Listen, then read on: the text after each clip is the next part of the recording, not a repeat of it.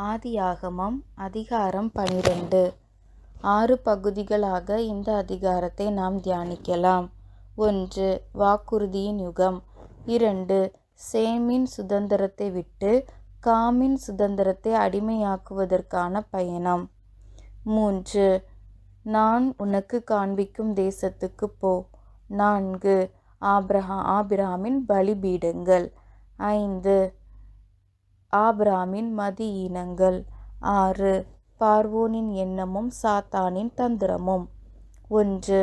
வாக்குறுதியின் யுகம். 4ஆம் யுகமான வாக்குறுதியின் யுகம் இந்த 12வது அதிகாரத்தில் துவங்குகிறது. இந்த யுகம் ஆபிராமை கர்த்தர் அழைத்ததிலிருந்து சீனாய் மலையில் நியாயப்பிரமாணம் கொடுக்கப்பட்டது வரை நீடிக்கிறது. எனின் இந்த வாக்குறுதி யுகத்தில் ஆபிராமுக்கு கொடுக்கப்பட்ட வாக்குறுதிகள் என்ன என்று தியானிப்போமானால் 1 முதல் 3 வரையேயான வசனங்கள் ஒரு நிபந்தனையையும் 7 வாக்குறுதிகளையும் உள்ளடக்கியுள்ளதை காணலாம். நிபந்தனை: நான் உனக்கு காண்பிக்கும் தேசத்துக்கு போ. 7 வாக்குறுதிகள்: 1. நான் உன்னை பெரிய ஜாதியாக்குவேன். 2. உன்னை ஆசீர்வதிப்பேன். 3. உன் பேரை பெருமைப்படுத்துவேன். 4. நீ ஆசீர்வாதமாயிருப்பாய். 5. உன்னை ஆசீர்வதிக்கிறவர்களை ஆசீர்வதிப்பேன். 6. உன்னை சபிக்கிறவனை சபிப்பேன். 7. பூமியில் உள்ள வம்சங்கள் எல்லாம் உனக்குள் ஆசீர்வதிக்கப்படும் என்பவைகளே. 2. சேமின் சுதந்திரத்தை விட்டு காமின் சுதந்திரத்தை அடிமையாக்குவதற்கான பயணம். சேம், காம், யாப்பேத் எனும் நோவாவின் 3 குமாரரில் ஆபிராம் சேமின் சந்ததியில் வருகிறார். நோவா காமுடைய குற்றத்தின் நிமித்தம் அவனுக்கு கொடுத்த சாபம் கானான் சேமுக்கு அடிமையாயிருப்பான் என்பதே. சேமும் அவன் சந்ததியினரும் கல்தேயாவையும் அதை சுற்றியுள்ள தேசங்களிலும் பரம்பியிருந்தனர். அது பிற்கால ஆசியா. காமும் அவன் சந்ததியினரும் கானானையும் அதை சுற்றியுள்ள பகுதிகளையும் சுதந்தரித்திருந்தனர். அது பிற்கால ஆப்பிரிக்கா மற்றும் அரேபியா.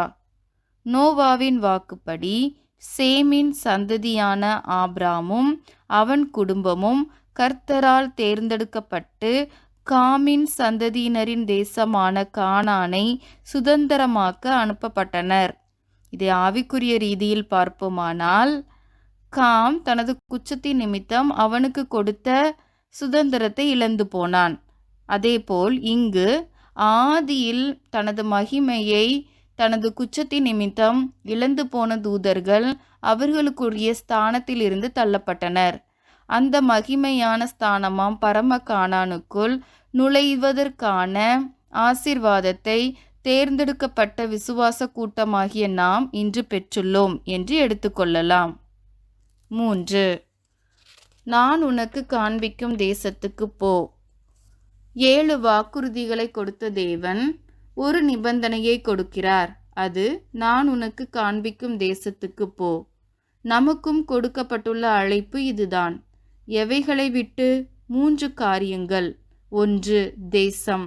2. இனம். 3. தகப்பன் வீடு. பரந்த தேசம், அதற்குள் என் இனம், என் இனத்துக்குள் என் தகப்பன் குடும்பம் என பொருள்படும். எனின் உனக்குரியதை விட்டு நான் காண்பிக்கும் தேசத்திற்கு பயணப்படு என்பது நமக்குரிய அனைத்தையும் விட்டு பரம கானானாம் பரலோகத்துக்கு பயணிக்க வேண்டும் என்பதே.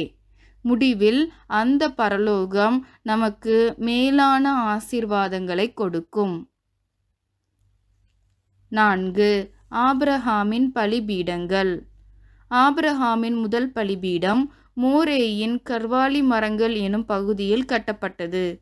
ஆபிராமின் 2வது பலிபீடம் பெத்தேலுக்கும் ஆயேயுக்கும் நடுவான பகுதியில் கட்டப்பட்டது. இந்த 2வது பலிபீடம் கட்டப்பட்ட இடத்தில் ஆபிராம் கூடாரம் போட்டு கர்த்தருடைய நாமத்தை தொழுது கொண்டான். சேத்தின் காலத்தில் மனுஷர் கர்த்தருடைய நாமத்தை தொழுது கொள்ள ஆரம்பித்தனர் என ஆதியாகமம் 5வது அதிகாரம் 26வது வசனத்தில் வாசிக்கிறோம். அதன்பின் இந்த அதிகாரத்தில் ஆபிராம் கர்த்தருடைய நாமத்தை தொழுது கொண்டார். ஆங்கிலத்தில் தொழுது கொண்டனர் என்பது கால் அப்பான் என மொழிபெயர்க்கப்பட்டுள்ளது. எனவே இது ஆபிராம் கர்த்தருடைய பெயரை அழைத்து அவரோடு நெருங்கிய உறவு கொண்டிருந்தார் என பொருள்படும். 4. ஆபிராமின் மதியீனங்கள். 1. தேவனை விசுவாசியாமல் எகிப்திற்கு சென்றது. இதை பஞ்சத்தின் பயம் என எடுத்துக்கொள்ளலாம். தேவனை விசுவாசியாமல் கர்த்தர் சொன்ன இடத்தை விட்டு பஞ்சத்தில் தப்பிக்க எகிப்துக்கு ஆபிராம் செல்கிறார். விசுவாசம் குறையும் இடத்தில் பயம் பெருகும், மதியீனம் தலையிடும். 2. ஆபிராம் தவறு என தெரிந்தும் சில காரியங்களை துவங்குகிறார். எகிப்தியர் அழகுள்ள ஸ்திரீயை எடுத்துக்கொள்வர் என்பது ஆபிராமுக்கு ஏற்கனவே தெரிந்திருந்தது. 11, 12 வசனங்களை வாசிப்போமானால், எகிப்துக்கு சமீபமாய் வரும்போதே தன் மனைவியிடம் தன்னை சகோதரி என்று சொல்வதை காண்கிறோம். பல சமயங்களில் சில இடங்களில் நமக்கு சரியில்லா பழக்கங்கள் இருக்கும் என தெரிந்தும் அந்த காரியத்தை நாம் துவங்குவோம். இதுவும் மதியீனமே. 3. ஆபிராம் பார்வோனின் ஐஸ்வர்யத்தை ஏற்றுக்கொண்டார். கர்த்தரின் மேல் பற்றுதலுள்ள ஆபிராம் இங்கு தன் மனைவி மூலம் மனிதரால் வரும் ஆஸ்தியை ஏற்றுக்கொள்வதை பார்க்கிறோம். தவறான நோக்கத்தோடு ஒருவர் நமக்கு கொடுக்கும் அன்பளிப்பை பெறுவது தேவ சித்தமல்ல. இதே ஆபிராம் விசுவாசத்தில் தேறும்போது 14 அதிகாரத்தில் கொமோரோவின் ராஜா கொடுத்த வெகுமதியை மறுக்கிறார். 6. பார்வோனின் எண்ணமும் சாத்தானின் தந்திரமும். பார்வோன் சாராயை மனைவியாக்கி கொள்ள எண்ணம் கொண்டான். யோசித்து பார்ப்போமானால், சாராய் கிட்டத்தட்ட 70 வயதுள்ள ஒரு பெண்மணி. கர்த்தரால் வாக்குத்தத்தம் பண்ணப்பட்ட சந்ததியை உருவாக்க தேர்ந்தெடுக்கப்பட்டவள். ஸ்திரீயானவளின் வித்தில் தனக்கு அழிவு உண்டு என தெரிந்திருந்த சாத்தான் பார்வோன் மூலம் இங்கு தேர்ந்தெடுக்கப்பட்ட சாராயின் வித்தை கலப்பாக்க முயல்கிறான். இங்கும் கர்த்தர் பார்வோனின் வீட்டாரை மகா வாதைகளால் வாதித்து சாராயை ஆபிராமுடன் திரும்ப பண்ணி தம் வல்லமை சாத்தானின் தந்திரத்தை விட வலியது என காண்பிக்கிறார். ஜெபிப்போமா? அன்பின் தேவனே, வாக்குத்தத்தம் கொடுத்து அதை நிறைவேற்றுகிற கர்த்தராய் இருக்கிறபடினால் உம்மை ஸ்தோத்தரிக்கிறோம். இன்றும் எங்களுக்கும் நித்திய ஜீவனை அளிப்பேன் என்று வாக்கு கொடுத்திருக்கிறீர். அந்த வாக்கை விசுவாசித்து அப்பா, உம்முடைய பரிசுத்த ஆவியானவரின் துணையோடு உம்மை நோக்கி பயணிக்கிறோம். உம்முடைய கிருபையும் உம்முடைய அன்பும் எங்களை வழிநடத்துவதாக.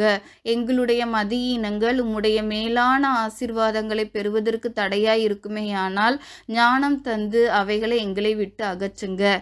உம்முடைய திட்டத்தை, கட்டளையை நிறைவேற்றுவதற்கு சாத்தானின் தந்திரங்கள் எங்களுடைய வாழ்க்கையில் இடைபடுமானால் அதை அடையாளம் கண்டு அதை அப்பா எங்களை விட்டு அகற்ற எங்களுக்கு ஞானத்தை தாங்க. இயேசுவின் மூலம் ஜெபிக்கிறோம் ஜீவனுள்ள நல்ல பிதாவே. ஆமேன்.